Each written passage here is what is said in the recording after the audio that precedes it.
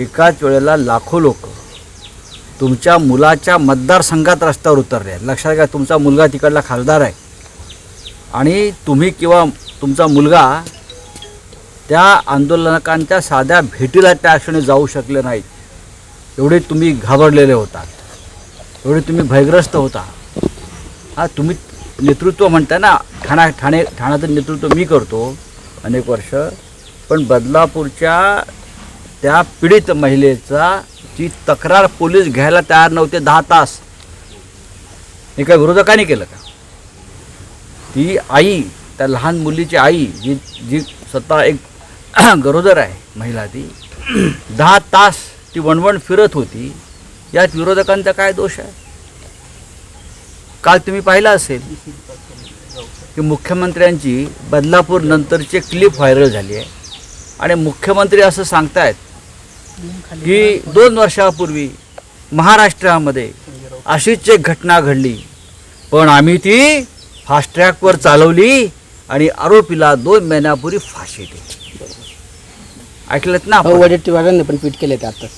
माझा असा प्रश्न आहे की मुख्यमंत्र्यांनी कोणत्या पोलीस स्टेशनच्या हद्दीमध्ये ही घटना घडली, कोणत्या न्यायालयासमोर हा खटला चालला फास्ट ट्रॅक, कोणत्या न्यायालयानं संबंधित आरोपीला फासावर लटकवलं, लटकवण्याची शिक्षा ठोठावली आणि कोणत्या कारागृहात त्या संबंधित आरोपीला मुख्यमंत्र्यांनी फाशी दिली, याचा तपशील जाहीर करणं गरजेचं आहे. महाराष्ट्रापासून तुम्ही काय लपवलं आहे का की भलत्याच माणसाला फाशी दिलं आहे? हां, दुसरं असं आहे की फाशीची जागा त्याने सांगावी. वर्षा बंगल्याच्या मागे फाशी दिली की राजभवनाच्या मागे फाशी दिली? एखाद्या राज्यामध्ये जर कोणाला फाशीची शिक्षा ही अंमलबजावणी करायची असेल तर त्यासाठी राजभवनात नोंद करावी लागते, राज्यपालांचा आदेश काढावा लागतो.